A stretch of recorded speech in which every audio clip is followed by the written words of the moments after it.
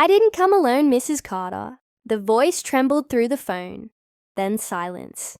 And when Emily ran upstairs, the sound of footsteps was still echoing, but there was no one there. Some homes are silent for a reason. Some stories begin with a simple call and end where you least expect. Welcome to Struggling Stories. Real tales, real fear, and the moments that change lives forever. It was supposed to be an ordinary Saturday.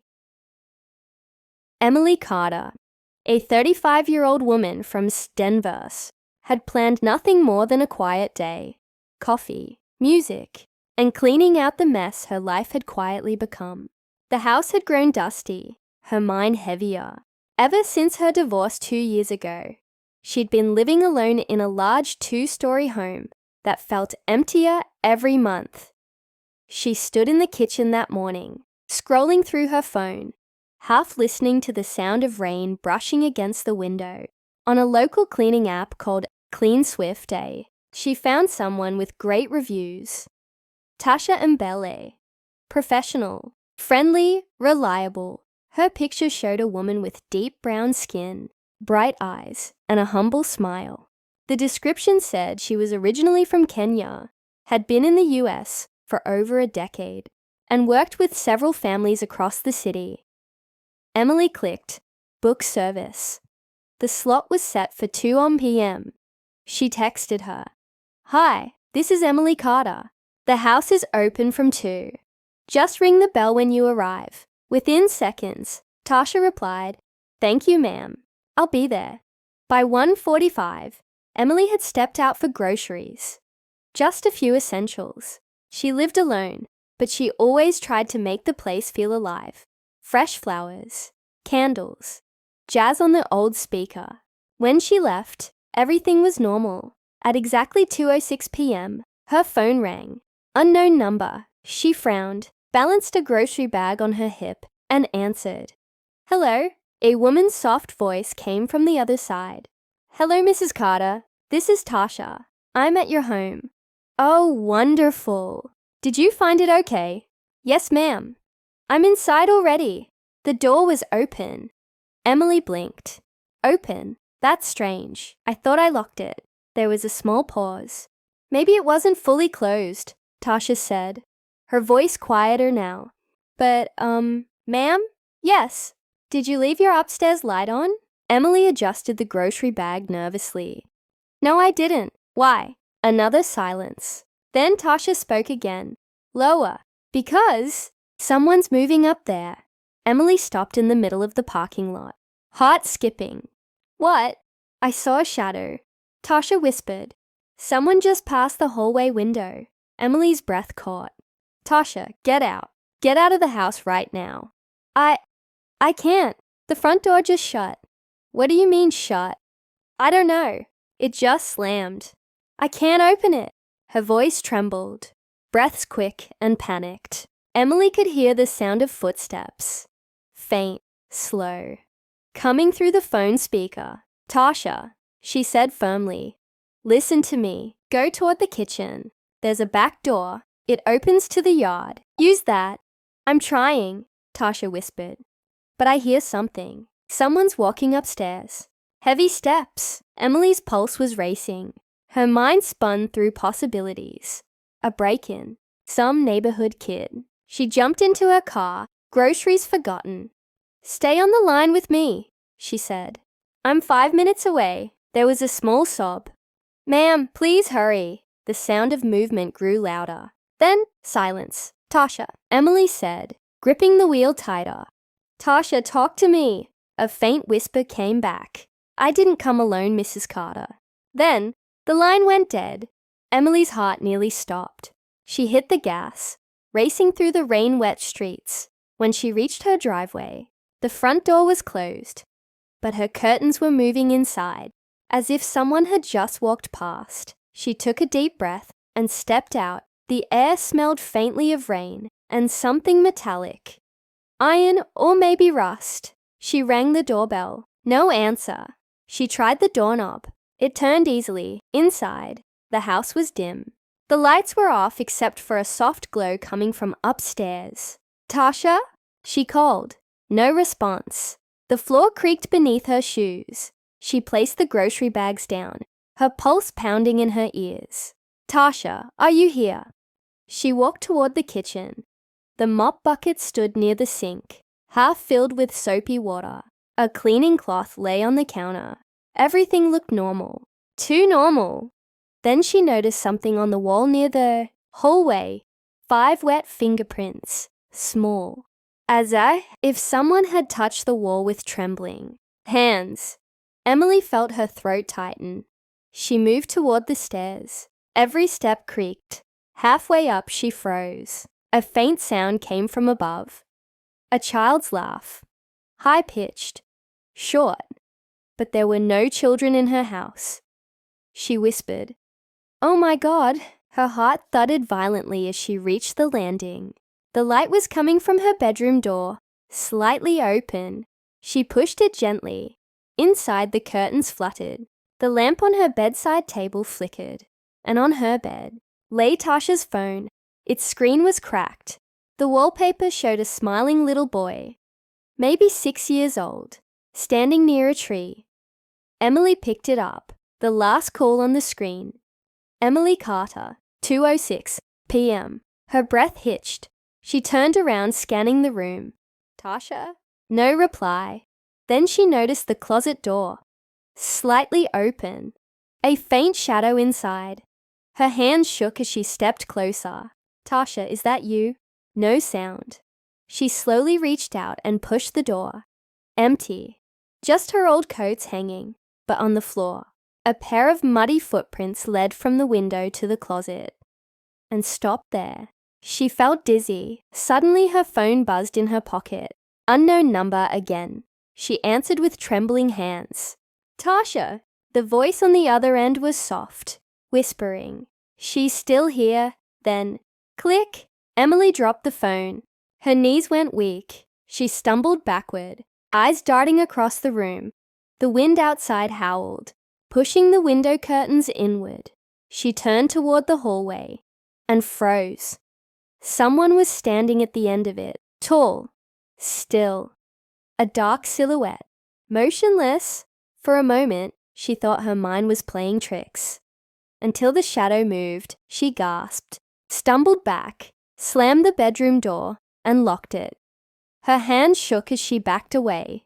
The sound of footsteps outside the door was slow, deliberate, heavy, then a whisper. It wasn't Tasha. "Emily!" The voice was deep, male. Her breath caught. She backed against the wall, gripping Tasha's phone like a weapon. And just when she thought she'd scream, the footsteps stopped. The silence that followed was unbearable. Louder than sound. Then, faintly, from outside the locked window, came another voice. This time, clearly Tasha's shouting, "Mrs. Carter, run!"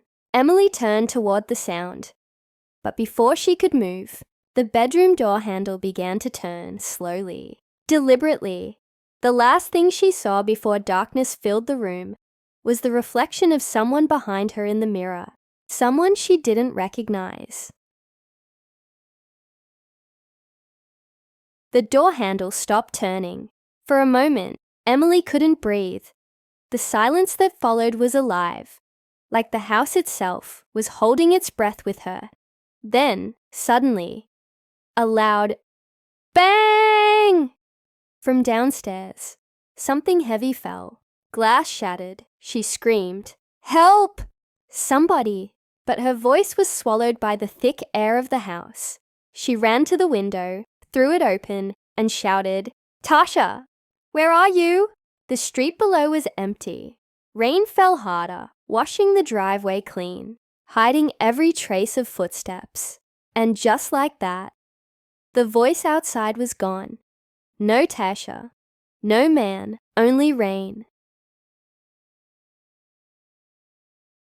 Hours later, the flashing red and blue lights of police cars bathed the house in cold color. Neighbors had gathered near their porches. Whispering, Emily sat on the couch, wrapped in a gray blanket. hands still trembling, "Officer."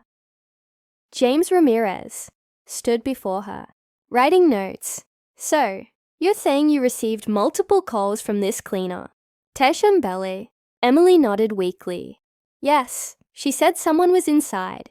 Then, she disappeared. Any sign of forced entry?" She hesitated.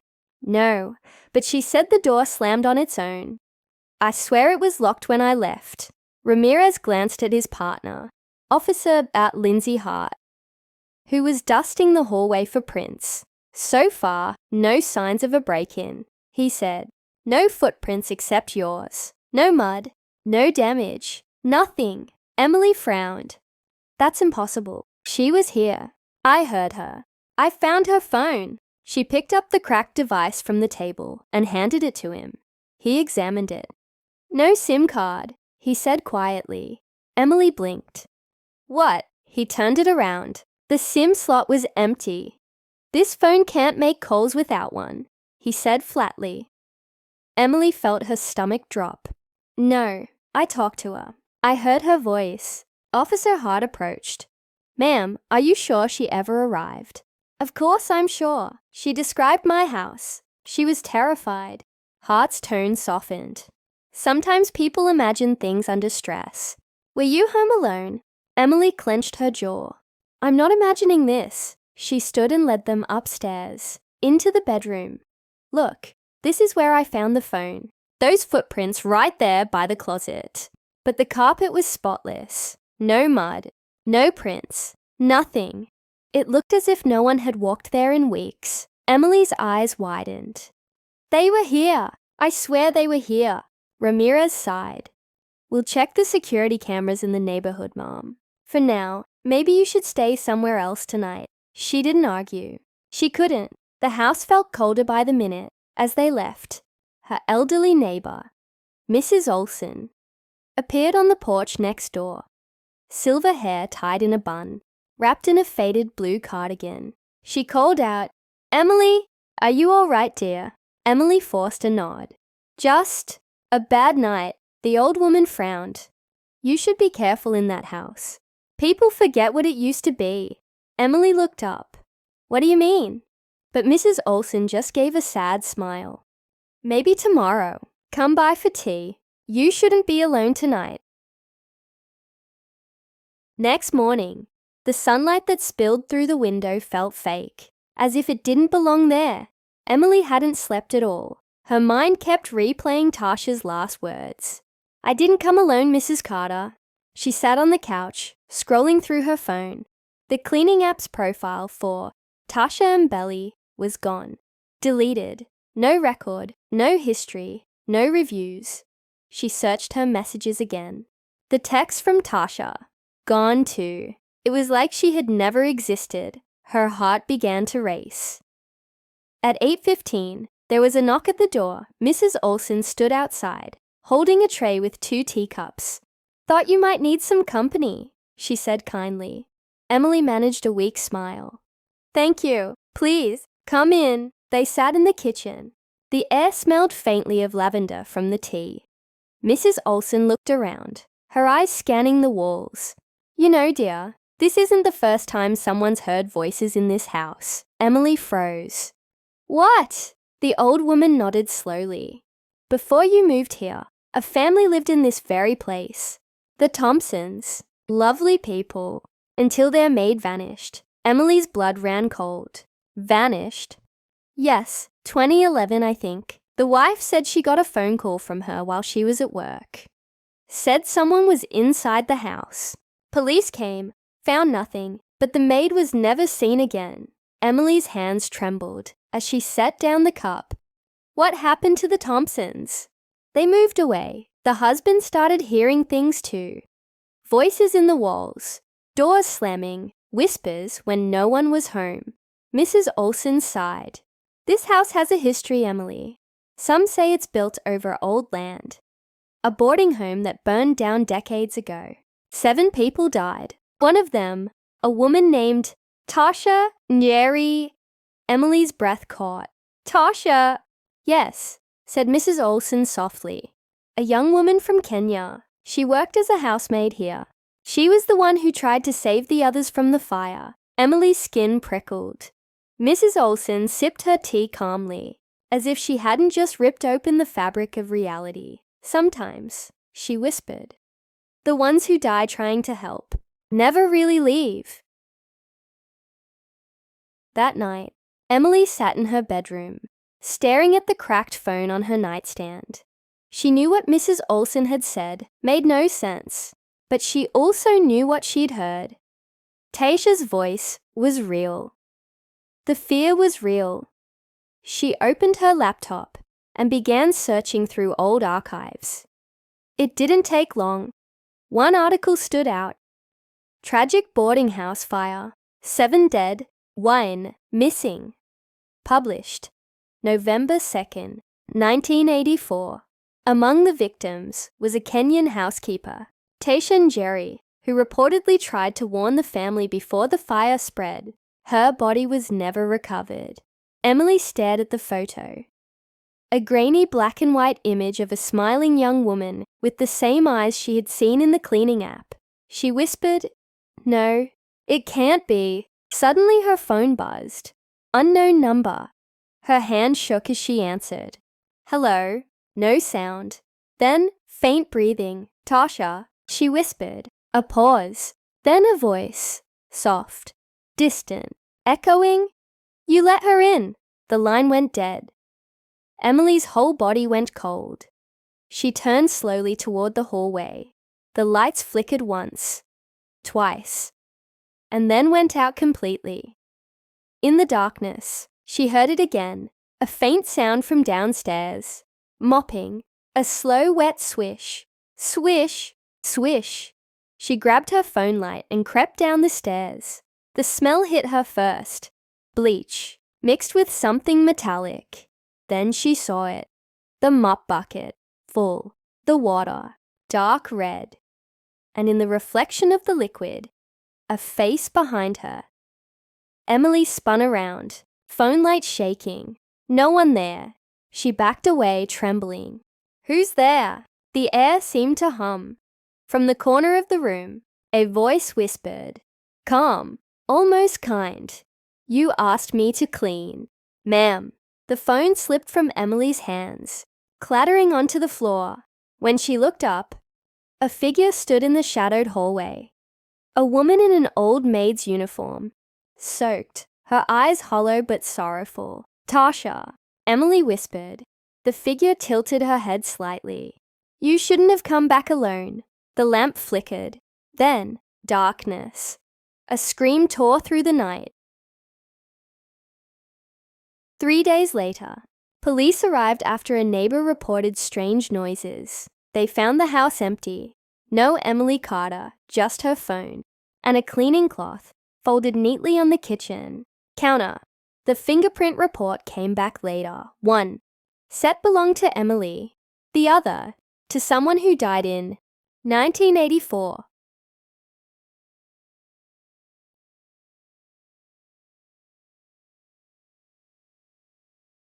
The house felt colder that night, even after the police had searched every inch of it.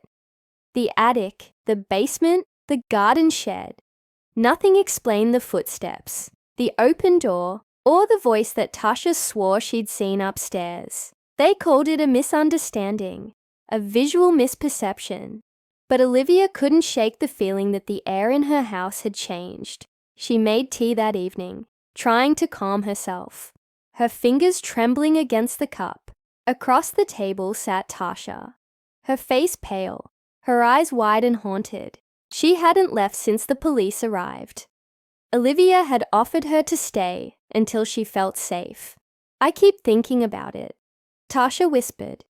His face, or whatever it was. It wasn't clear, but I swear, he was standing there, watching me. Olivia rubbed her forehead. "I don't understand how that's possible." The doors were locked, the windows too. The only open one was the kitchen, and it barely opens halfway. Tasha nodded slowly. "It doesn't make sense, but he was there. I felt it." They sat in silence for a while, the only sound coming from the hum of the refrigerator. Outside, The wind picked up, whistling faintly through the trees. Then, Olivia's phone buzzed. An unknown number. She froze, glancing at Tasha. "Should I?" Tasha whispered. "Answer it." Olivia put the phone to her ear. "Hello?" Static. Then a faint voice. Distorted.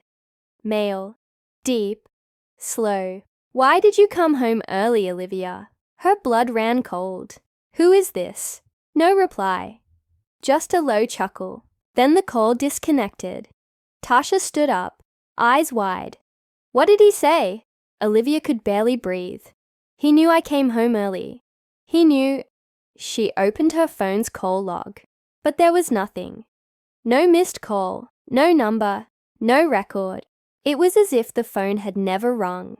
Hours passed, but neither woman could sleep. Tasha sat near the window, staring out into the darkness, clutching her son's photo in her hands. Olivia, sitting opposite, tried to make sense of everything. The sound, the voice, the missing footprints. At 1:15 a.m., a soft knock echoed from the back door. They both froze. "Maybe it's the police," Olivia whispered. Though her voice lacked conviction, she walked to the back door slowly, her shadow trembling on the wall. Another knock. 3 soft taps. She took a deep breath and turned the handle. The door creaked open. No one was there. Just a small envelope lying on the doorstep, edges damp from the cold night air. Olivia picked it up. Her name was written on it, in neat, looping handwriting. Inside was a single photo. It was a picture of her living room, taken from upstairs, from the angle of her bedroom window. Tasha gasped. "That's from when I was cleaning." Olivia's knees weakened. "This means someone was in the house when you were here." Tasha's eyes filled with tears. "But how? I locked the door behind me." The next morning, Olivia took the photo to the police station. The officers promised to investigate, but gave her the same calm, professional answer. "It could be someone pranking you. We'll check security cameras in your area." But something about that photo wouldn't leave her mind. The timestamp at the bottom read 11:34 a.m. The exact time she was driving back from downtown. Someone had been inside her home, watching. And more disturbingly, he knew her name.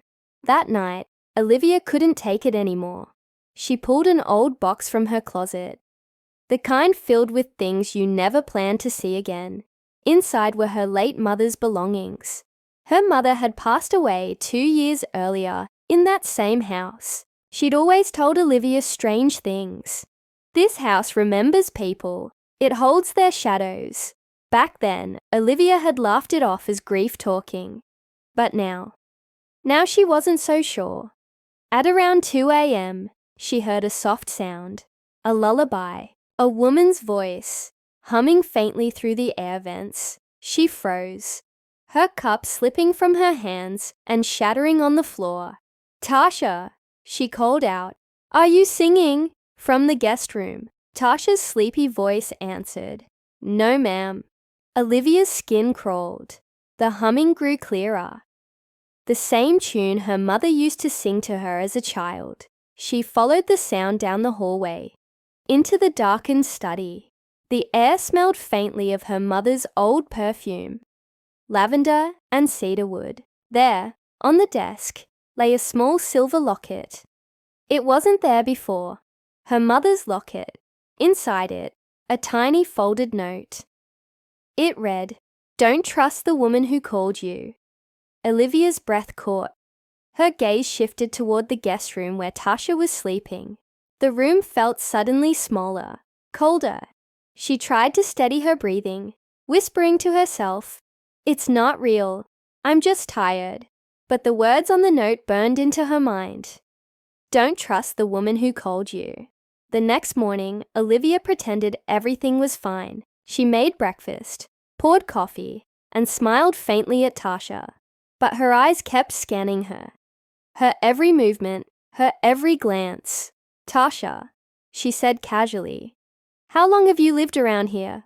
Almost 6 years, Mom. I moved here after my husband passed away. Tasha replied, her voice quiet. It's just me and my son now. Olivia nodded slowly. And before that? You were in Ghana. Tasha smiled faintly. Yes, my mother was a caretaker. She used to tell me things about spirits that attach to homes. Sometimes, when a person dies with pain or guilt, their presence stays behind. Olivia's spoon froze in her coffee cup. She remembered her mother's last words before dying. Something she hadn't thought of in years. He never left Olivia. He's still in the house. That night, Olivia found herself sitting on the edge of her bed, staring at the old family photo on her nightstand. Her mother, her father, and herself as a child, but her father's face was half torn away, as if time had erased him on purpose. She'd never known him well. Her mother had always refused to talk about him. The silence, the footsteps, the strange male voice. What if it wasn't a stranger? What if it was him? At 3:07 a.m., Olivia woke up to her phone vibrating on the nightstand. The caller ID. Unknown. She answered, her voice shaking. Who is this? A whisper came through. You shouldn't have let her in. Olivia's breath stopped. Who are you talking about? The voice chuckled. The same low, rasping tone as before. She's not cleaning your house, Olivia. She's cleansing it. The line went dead. Downstairs, she heard the faint sound of movement. Water running in the kitchen sink, slow and steady. She crept down the stairs, heart racing, until she saw Tasha, standing by the sink, humming softly, the same tune her mother used to sing. In her hands, Tasha held a small bowl of water. She dipped her fingers in it and sprinkled drops toward the ceiling, murmuring words in her native tongue. Olivia's voice broke the silence. What are you doing? Tasha turned, startled, but her eyes were calm. Ma'am, there's something in this house. I've felt it since the first moment I walked in. What are you talking about? I didn't want to tell you, Tasha said quietly, but when I cleaned your bedroom, I saw a shadow behind your mirror. It moved when you didn't. Olivia's throat tightened. A shadow? Tasha nodded. It's not a man, ma'am. It's something that stayed behind when your mother passed. It clings to grief. It needs someone new to hold on to. For a long moment, neither of them spoke. The room seemed to grow colder, darker. Then Olivia whispered, Why did the note say not to trust you? Tasha looked at her blankly. What note? Olivia slowly handed her the folded paper she'd found in the locket. Tasha unfolded it and frowned. Ma'am, this isn't my handwriting, but I've seen this before. Olivia blinked. What do you mean? Tasha's eyes filled with tears. That handwriting belongs to a woman I used to work for. She lived in Maryland. She died 2 years ago. Her house felt just like this. That woman was your mother, wasn't she? Olivia's breath caught in her chest. Her knees gave out and she sank onto the couch. Tasha whispered, She called me once, just like you did. Said she needed help cleaning a house that wouldn't stay quiet. The lights flickered overhead. A whisper echoed through the room. Familiar, soft, almost loving. It's not the house, Olivia. It's you. The air grew thick. The curtains fluttered through the windows were closed. Olivia clutched her head, tears streaming down her face. Stop! Please stop! Tasha stepped forward, her voice firm now. You have to let her go, whatever's inside this house. Your mother's guilt, her pain. It's feeding on you now. Olivia screamed, the sound echoing through the walls. The photo on the table shattered, glass splintering across the floor. Then, silence. When Olivia opened her eyes, the house was calm again. The morning light spilled gently through the window. Tasha stood near the doorway, looking exhausted. "It's done," she whispered. "She's gone." Olivia tried to speak, but her throat ached. Tasha walked toward the door, picking up her cleaning bag. "Will I see you again?" Olivia asked softly. Tasha turned, eyes weary but kind. "You already have, Mom. You just don't remember." And before Olivia could ask what she meant, Tasha stepped outside and vanished into the bright morning light. The next morning, the world felt still, like the house itself was holding its breath. Olivia sat on the edge of her bed, sunlight spilling through half-open curtains. For the first time in days, the air felt lighter. The whispers were gone. The tension in her chest had eased. Yet something inside her refused to settle. She walked through the house slowly. Every room looked ordinary, too ordinary. The living room was clean, polished, spotless. The mirror that once reflected that strange shadow now only showed her tired face. Tasha's bag was gone. So were her cleaning tools. It was as if she'd never been there at all. Olivia drove to the Clean Swift agency Danis. That afternoon, the same one she'd used to hire Tasha, the receptionist, a young man with headphones around his neck, greeted her with a bored smile. "Hi," Olivia said softly. "I'm looking for one of your workers, Taisha Mabe. I hired her yesterday for a cleaning job." The receptionist frowned. He began typing into his computer. After a moment, he looked up. "I'm sorry, ma'am. We don't have anyone by that name." Olivia blinked. "That can't be right. I talked to her. She came to my house." He shook his head. "Maybe she worked through another agency." She leaned forward. "No, I'm sure it was yours. The confirmation email, the app, everything said Clean Swift." He turned his screen toward her. The system showed her booking history, but the slot for that day was utter blank. No record of Tasha. Olivia felt a chill crawl down her spine. "Can you check manually? Maybe under a different name." The man nodded, typing again. After a long pause, he said quietly, "There was one worker named Tasha, but she hasn't been active in over 2 years." 2 years? Olivia whispered. "Yes, ma'am." He hesitated. "She died. House fire accident. 2023. Olivia stumbled back, gripping the counter for balance. No, that's not possible. I talked to her yesterday. She was in my house." The receptionist's voice softened. "I'm sorry. Are you sure it was the same person?" Olivia opened her phone, scrolled to the picture she'd taken of Tasha's phone. The photo of the little boy. She showed it to him. The man's face paled. "That's her," he said quietly. "And that's her son, Elijah." Olivia's knees nearly gave out. She backed away slowly, her heart pounding. Outside, she sat in her car, staring blankly through the windshield, her breath fogging the glass. Tasha had been dead for 2 years. So who had been in her house? That night, Olivia couldn't sleep. She sat on her porch, staring at the stars. The air was crisp, and the world seemed painfully quiet. At exactly 11:34 p.m., her phone buzzed again. No caller ID. She hesitated, then answered. A woman's voice, soft, calm, familiar. "Don't be afraid." Olivia's throat went dry. "Tasha." The voice smiled through the static.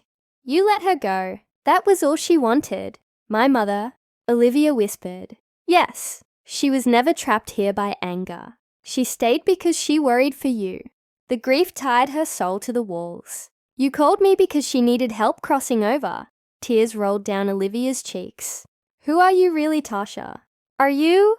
"I'm just someone who listens when the lost ones cry," the voice said gently. "I've done this before, many times. For your mother, for others. I don't stay long." Olivia's voice trembled. "But you died. Only in one world," Tasha whispered. "In the other, I work still. I help them move on. And the living too." The line crackled softly. Then came a faint, childlike laugh, Elijah's voice, and the call ended. The next morning, Olivia found a small object by her front door, a silver bracelet. Tasha's name was engraved on the inside, along with 3 words, "Clean the heart first." Weeks passed.